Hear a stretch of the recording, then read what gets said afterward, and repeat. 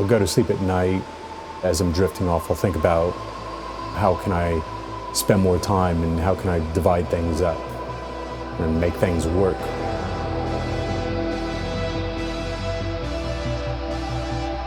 Envisaging how I'm going to make it better, what the next plan of action is going to be, trying to get to the end of a vision, the end of a plan.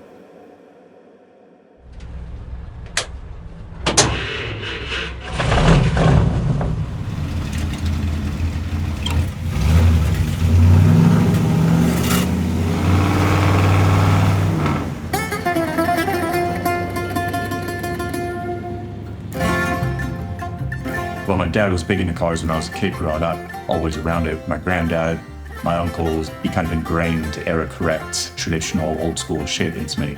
My truck, it's a 1957 Ford F100. I think I've spent about 5 years working on the truck so far.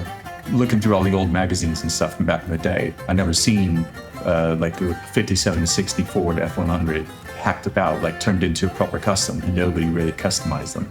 When you see a finished custom, they're normally covered in paint. That's fine, but you don't know what's under that paint. This, you can't fucking hide anything.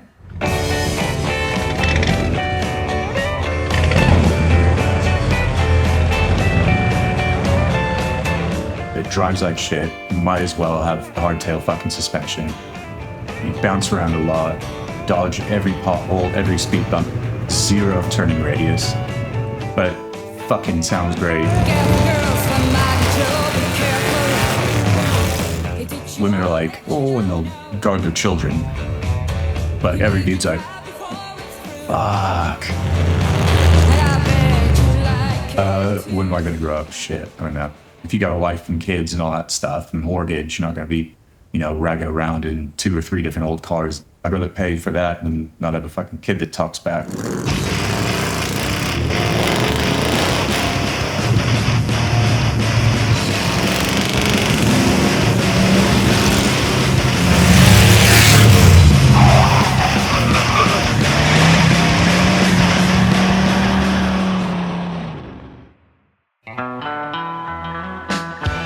There's no president, none of that shit. It's just friends building cars, fucking around. The whole car club's a bit of a joke.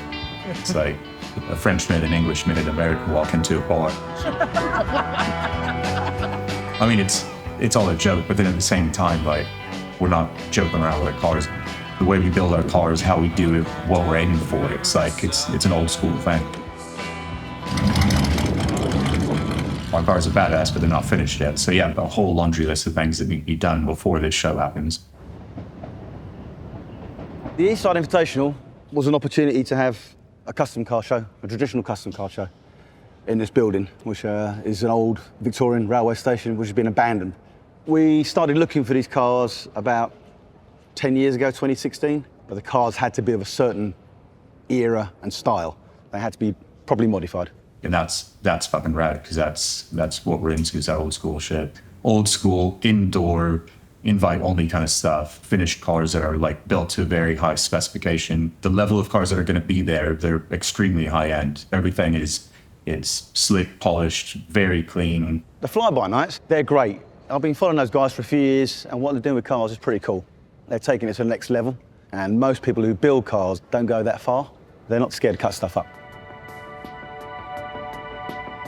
Rachel's my girlfriend. I've been together 7 years now. She's kind of seen over the years now that it does take a bit of time, effort, and energy to get this to a certain level. There's been some times where we've been at each other's throats and there's been tears and shit. The thing that does really bother me is that I'll go out at the weekend and I'll see people walking hand in hand, like couples walking together and going to get coffee, like just mundane things that just, normal couples do. And I don't get to do that with my boyfriend because he's just at the workshop. I've been with Bryce for about 9 years. I probably get about 1 weekend a month of our time together. It's bleak, isn't it? She hasn't directly said it's either me or the car, but like it's a fucking point. I know it. The priority is usually the truck. Do you think it'd be you or the truck? I know it would be. It'd be me.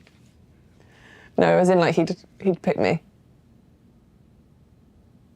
I'm fairly confident that he would choose me over the truck. We definitely spent a lot more time together before the workshop appeared. Yeah, so workshop we've had for a few years now. The shop's not around the corner from where I live, so an hour and a half here, get in Friday night, work all through Saturday night to get as much work done as possible.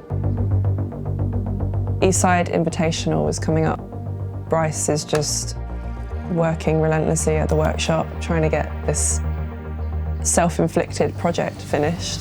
Whatever work he's got to do, he has to get done, and he's only got the weekends to do it. And I'm incredibly patient. I'm too patient, I think.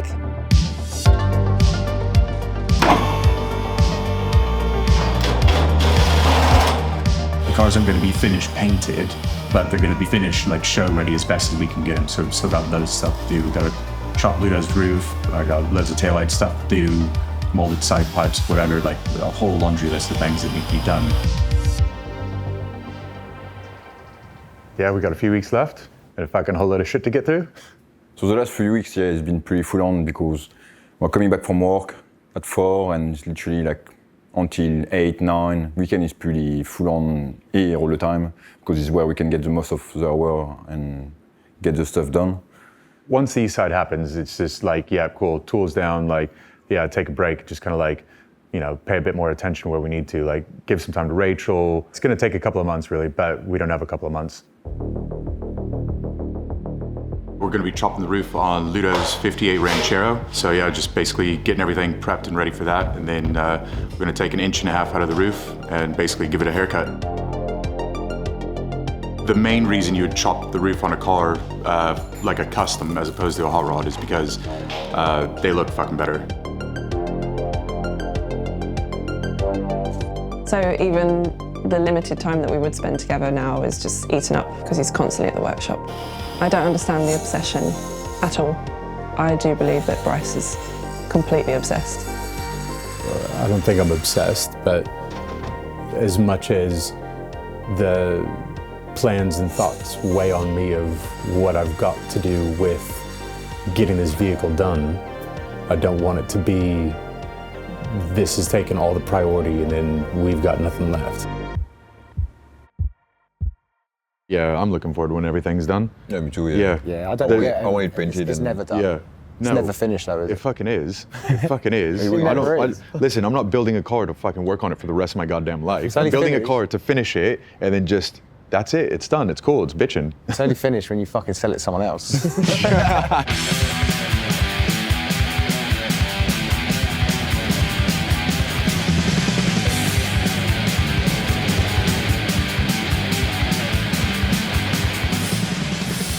Yeah, it's an old school thing, doing proper indoor show displays, isn't it? Yeah. Back in the day, they used to do carpets and rock salt and pebbles and palm trees displays, the whole 9 yards. It was to kind of give a feel for the car, wasn't it? Setting up and bring everything to go absolutely ridiculously over the top, I guess. Just really, it's like dressing the car, really, isn't it? You give it its own environment, so to speak. Yeah.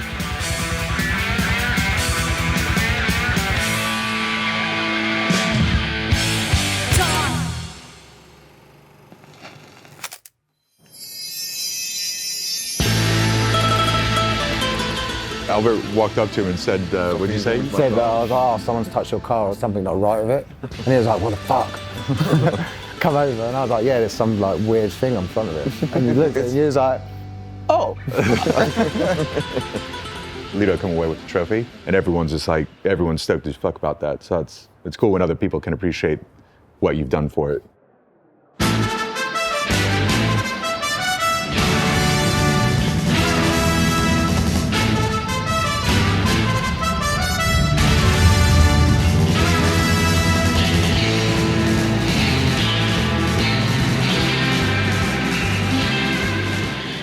Was it worth it? Fuck yeah, it was. We got to display our cars. That's the whole point why we built them. We're not building them to just keep them in a garage and just have them collecting dust. It's the finished product. It's a running, driving, working, functioning, badass fucking car. Like, you can't really beat it. The truck is always going to be there, it's never going to be finished. But Bryce loves his friends like family. They've all kind of adopted each other. They look out for each other like brothers. So for him to have Bert and Ludo and all the extended car family people, I think that's actually brought him back to who he is. 90% of his being is cars.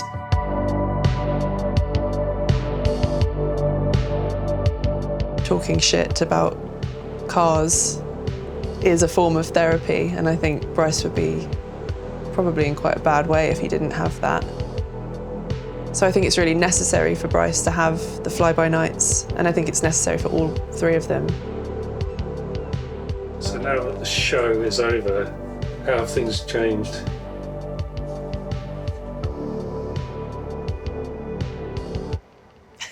They haven't.